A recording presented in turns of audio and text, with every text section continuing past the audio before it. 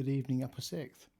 So as we approach paper one, I thought I'd look through some of the past papers and examiner reports a little bit more in depth. We've done this in class, but I thought this time I'd just look for common mistakes. We talk about common mistakes in class, we tell you about them so you don't make them. So I'm just going to go through these, I'm going to remind you of some of them, and hopefully none of you are making these, so you'll finish the paper, hey? So, having a quick look through here, one of the standard things that came up was misunderstanding the question. Now, quite a lot of the time, this is because students just don't plan. So if you put a K next to knowledge, you put a H for the hook next to the hook, and we've practiced this countless times in class, at least you can start off, hopefully, with the right definition. Your K will be for what you define, and that's what you need to demonstrate the basic understanding of the question. The hook will help you to actually finish those chains of argument properly, and hopefully when you get to the conclusion you actually answer the right question. The amount of times, unfortunately, that I've marked essays that don't quite answer the question because you've forgotten what it is by the time you get there. So 4-mark questions, for example, some students, one, they don't write down the formula, which frustrates me, and sometimes you end up with 0 marks instead of maybe 3, even if you've got a wrong answer. If you don't write the formula down, it's difficult to get the structure. But also, lots of students tend to just write a sea of calculations, and I've no idea why they do it. It's a total waste of time. Write the formula down, write a blank formula down, go and find the numbers, calculate the gaps. It is as easy as that. Maths is not difficult in business. There you go, there's a quote from the examiner report from 2021. So if you think about it, also, when we look at, I'm going to show you some data extracts briefly in a second. When you're looking at the graphs, look at the axis. Also, look at the text at the bottom of the graphs as well. Sometimes they will give you one of the calculations. There's a great example of that. I think it's 2017 I've used an example from, but they do the same sort of thing. I personally think that the examiners know that some students won't read the text below a graph. You're studying business, you should read the data. Okay, there's no excuse for it really. 12-mark questions, and this is the same for any question sometimes. Sometimes it's one-sided. If it says in a 10-marker, assess the likely benefits, and you just go benefit, benefit, overall there's a benefit, you're going to get a maximum of 5 marks. Going to cap you at half marks if it's brilliant, probably 4 to be honest with you. So you've got to have balance. We've taught you how to mark, we've taught you how to read the marking grids. It's not like we've just told you how and why to write things and not explained it. Make sure your answers are balanced. Okay, here's a great example. Watch out for generic answers. If you think writing a technical essay that sounds like it's straight out of the textbook is going to get you top marks, it will not. Context is king. And if you aren't writing about that specific company, you're going to get marked down significantly, probably down to level 2, depending on the question. So you've got to make sure that you use the data extract and not just quote it.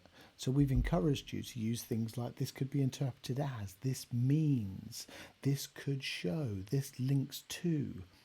Yeah, using Ansoff, this could be interpreted as. You know, those sorts of things don't trick anyone. It's not gaming the system. It's reminding you to interpret the data. And if you want top marks, you better interpret the data. So here's an example of some case studies which you would have seen in preparation, and this is a great example. Up here we've got lots of blah about Brazil, and I'm sure it's all lovely. This was from the 2023 paper. Down here is the date it was published. Here it says a report from 2015. So this was in 2023. Some basic maths. It was out of date when it was published, a report from 2015, and now it's 2023. A lot has changed. Your job for the higher mark answers, especially the 20s, is to question the reliability and validity of data. Look for tips. look for opportunities to question this. A lot has changed. You study globalization in the classroom, so bring in some of your own knowledge. You've got to use the case study, that's what it's there for, but also be brave with the 12 and 20 markers. You can bring in a bit of your own. To illustrate that point, we've got another one up here, founded in 2007, yada, yada, yada, yada, and down the bottom we have a date. Okay, again, case study, 4 years old. We're now in 2023. Okay, so it's an opportunity for you to do that. Now, this case study, which I'm sure you've all come across, this is how it was printed. I've literally done a screenshot a couple of minutes ago, and we can see we've got 10 years worth of data there. We've got global recession. We've got a little asterisk here. Okay, so we've got forecasted data. This is a license for us to question the reliability of data. Now, some students didn't bother reading there because they were so excited that they've got some data here, and they probably remembered this was a global recession because they've watched Wolf of Wall Street or something. So they don't read down here. Even worse, they didn't read here. And this isn't text that I've added in. I've literally screenshotted this. Now, when you come to the calculate question in this paper, which you will all remember, lots of people actually ended up doing some calculations. Okay, so there's an unnecessary calculation they did because we've got numbers there. Okay, they did a percentage change to work out the difference in passengers. It was in the case study. Just look for it. Any text below a graph, the examiners put it there for a reason. They're not silly. They're very clever people.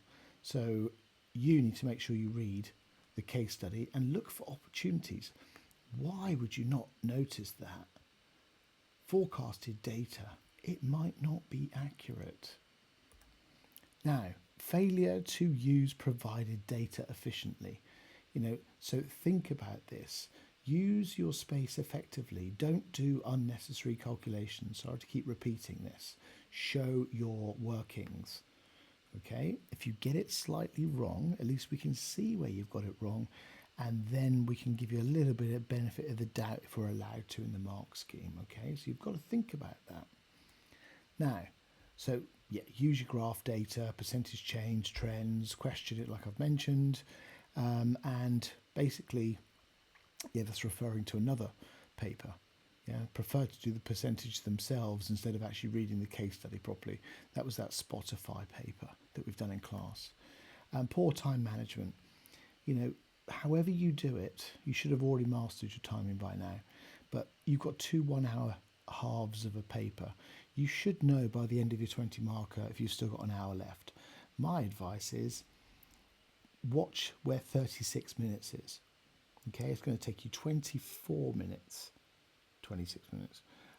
It's going to take you 24 minutes for that 20 marker, and you've got to make sure that you've got that time to be able to do it.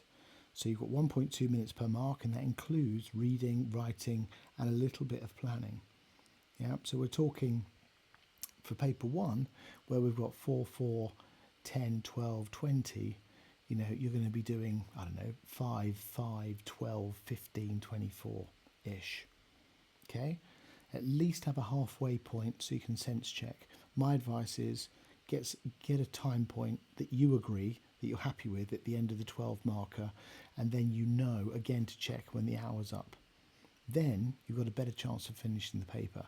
The most commonly blank question is the second 12 marker, because that's when lots of students, they get there and they suddenly realise they've messed their timing up, and generally that's a hard question. Okay, well, none of them are hard if you've revised, so you'll be fine. Just manage your timing. Remember, the early questions are a time trap. The 4 markers, students explain multiple analysis. You only get 1 analysis point, so just answer the question with a couple of bits of application. A common mistake is you only get 1 bit of application. Yeah, so you lose 25% of your marks. My advice is write in a list. Define. One example is, another example is, overall, let's answer the question in context. That analysis needs to be in context. but 4 sort of bullet pointed. Don't use bullet points, they're a bit messy. But write it on 4 separate lines. Okay, should be fine. Don't fall into the trap with a 10 marker. 10 markers, you don't have to write a lot. Yeah, it doesn't have to be as complex as a 12 marker, and we don't need mops. But we do need conclusions. Only last week a student submitted work to me without a conclusion for a 10 marker. I blame the teacher. Okay, so here's an example from 2022, and it's saying fewer of the later questions ran out of time. Okay, so actually in 2022 things got a bit better in paper 1. Not sure about 2023. So without all the transitions, we've got some examples. A lack of depth of critical evaluation. So think about using depth. We need extended chains of argument for these 20 markers. And I would advise things like this could be interpreted as, okay, this shows compared to this. It'd be lovely if we had some comparative arguments in the middle of your answers instead of just in your conclusions, okay? But think about what the data actually means, especially if you can question the reliability of it. Look for opportunities. If you're up to date with the news, you should already have your mops in your head. Remember, the paper that you're going to do for this year, or the 3 papers, they were all written at least a year ago. If you're up to date with the news, your mops is now. However, in 2024, yeah, especially if you think about all the work we've done. Okay, so think about it. So weak application, yeah, so students, just imagine every single student in the UK, if this was only true, has revised the textbook. What lots of students are not very good at is using the theory to interpret the context. Okay, so it's not just this is what Maslow says about motivation, by the way. Yeah, let's compare it to Taylor, which all of you can do in your sleep, I'm sure. But if you look for the evidence to say, oh, this bit of evidence could be interpreted by Maslow as, yeah. And remember, Taylor is not just about money, is it? And if you think it is, go and revise motivation theory again, please, before you walk into paper 1. Okay, so we've got some examples up here. Avoid your generic answers. That's going to give you half marks. Recommend means you need to justify. Now, in a 20 marker, the way that I phrase it in class is you need to badmouth the other option. Yeah, you need to really slag off the other option. You need to say, I'm choosing this one because the other one is just not as good because in context. Okay, now in your mops, you can sort of have your cake and eat it. If you think both options are really good, you could say, however, moving forward, because this might change in the future, maybe we would consider using both. I would advise against that unless you're very confident at writing, and just choose a factor in the future. You don't have to say that your answer would change in the future. You could just say, my justification is that this one is better than that one, because if I chose the second best alternative, that opportunity cost, which is every 20 marker, then I wouldn't be able to achieve this because, all in context. The amount of abstract conclusions that I read is ridiculous because you're not going to go towards the top of level 4. Context is king. Remember, contextualize throughout is what it says in the standards. It doesn't say contextualize in your paragraph points and then just write some repetitive ramble in your conclusion. Context throughout. Okay, everything linked to the hooks, and the hooks also need to be explained in context. So none of this tick-tock rubbish at the end of your chain of argument, therefore resulting in profits. I want to know where the profits have come from in context. Okay, so understand and respond to the question. So these are some of the top tips taken from the examiner report, not from me. None of this is from me. I've just stolen all of this. So for all questions, ensure you understand what the question is asking before you respond. Yeah, so seriously, put a K next to the knowledge, put a H next to the hook. The hook has normally got 2 parts. If your essay question says for a company like Rolex, well, you want to know what's going on in their business. You want to know what their business aims are. That will be in the case study. You want to know if there's lots of competition. All of that, like a firm, like a company, like that means you go to the case study, you find their aims and objectives in the current situation in the economy, in their sector. If there's any future stuff in there with forecasts, even better, because you can think about that for the future. Think about future from a short, medium and long-term perspective. You might have slightly different answers. Okay? A few moments, to be clear. Doesn't say minutes. And we've practiced in class. All of you can plan a question in about 30 seconds. You then write the definition at the top of the page. You then go to the case study. At least you know what you're looking for. Okay? It all starts with the basic foundations of a good definition. Okay, 4-mark questions. Don't write too much. And with the calculations, don't go crazy with them, obviously, and just give me a sea of numbers. But also with the 4-markers, we don't need chains of argument. We don't need howevers. We don't need conclusions. Seriously, you've been taught this. Make sure you don't forget it when you walk into the exam hall. For 4 and 10 markers, this could be for everything, actually. This is a repeat. I apologise. That's read the data extract, because they might give you some of the answers. And also, I forgot to put it in here, but you've got to do the paper in the order. If you look at the past couple of years, in all 3 papers, each half sort of builds up towards the 20 marker. Now, you may not be able to use your 4-mark calculation in a later essay, but you might be able to. Okay, and it's really important. When I did the PED video earlier today, I did a calculation, and then the PED essay later, I obviously used the PED calculation. The amount of students that would just forget to do that because they just answer questions in little silos. Remember what you've written. Also, the case studies, if you read them in the order of the question paper, then actually you should remember what you've read. You might be able to use it. Okay? Do not go straight to the 20 markers. All you're doing is acknowledging that you're not very good with timing, and it's not going to end well. 20 markers, make sure you reference the data, and well supported and relevant. Okay, so just say why it's relevant. This could mean to Rolex because, this is linked to their aim of. This could be interpreted as. Lovely language. Time management, structuring, yes, we need to know. You do not want to run out of time. Okay, if you leave any blank pages, you're going down a grade boundary. So don't be that silly student that says, oh, that one's a bit hard, I'll come back to it. You're never coming back to it.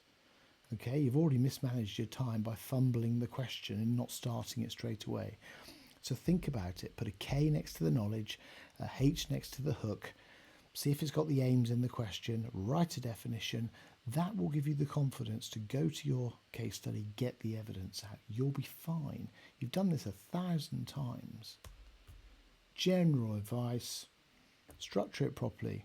Let's leave a little space between paragraphs just in case you want to add something later. Also, the words however, an advantage of this is, another advantage of this is, however, at least we know it's balanced, hey? Overall, to start off our conclusion, or in conclusion. Yeah, this would be good. Things like, I don't know, when we're talking about justifications in our conclusion, without, if possible, that would be great, wouldn't it? To compare the opportunity cost. Without opening up in Brazil, they may miss out on this wonderful opportunity. Great example of Sheen coming to the London stock market. Without Sheen floating on the London Stock Exchange, we might miss out on all that lovely stuff that 53 billion quid will hopefully bring. So we need to make sure that they're balanced, clear recommendation, and remember, when you're doing that recommendation, you're comparing and contrasting in your conclusions. You badmouth the other option. Okay? You're not going to say it's rubbish. You're just going to say it's not as good because. And normally, if your conclusion is focused on the time frame in the question, if they tell you within 10 years, I doubt they will do that, but they might, then you've got a time frame. If not, you've got license. Okay, think about, is this a short-term target? Is this a long-term target? And actually, that will normally help you justify your answer a bit better. Yeah, and your MOPS is lined up then, isn't it? However, in the future, if you want to use that style of MOPS, general advice, make sure you balance your answers, or we'll cap your marks at 50% or lower. Okay, I think we've got that message. That's it. Look at how many years that was, and I'm sure there was more examples of that I missed. So nearly there. Application, application, application. Context is king. Generic answers will get you an absolute hiding in the marking grid, and unfortunately, some people have to get U's through to C's. Okay, well, if you want to write generic answers, mismanage your timing, and just have some really poor examination technique, that's what you might end up on. Okay, finishing the paper, putting definitions down with a bit of context, some chains of argument, there's no excuse for any of you to get below a B grade. Okay, however, there will be some people that will just write abstract stuff. Okay, don't just introduce business examples, and I don't know, let's Taco Bell in Brazil. Yeah, so we're talking about Taco Bell in Brazil, and the student suddenly remembers something they learnt in class about Apple. Well, Taco Bell's food, and I know Apple is a food, but seriously, they make computers and smartphones. Okay, just because you remembered something to do with Apple, it is nothing to do with that case study, unless you stipulate why. My advice is you should use Taco Bell, McDonald's. At least there's a comparison there. At least they make food that's going to kill you. So you are there. Those are the top tips we've been through in class dozens and dozens of times. And, that's, not all of them. So the stuff we tell you in class, we get out of the chief examiner reports. The chief examiner reports you should be downloading. The only one you can't download is 2023 because it's locked. So you should be going through these. Use the examiner reports to mark other people's work. See the type of things that top students do. Peer mark. Give each other feedback. If you're my students, bring me some stuff to mark. But I'm not marking it until you've marked it and reflected on it. Or you'll do it with me before you leave. Okay, it's really important now that we focus on that you think you can. Because actually, all of you can. And if you think you can, as our good friend Henry says, you can. You're right. Hopefully that was useful. Have a good evening. And if I don't see you before the exam, I'll be disappointed because I'm running revision clinics.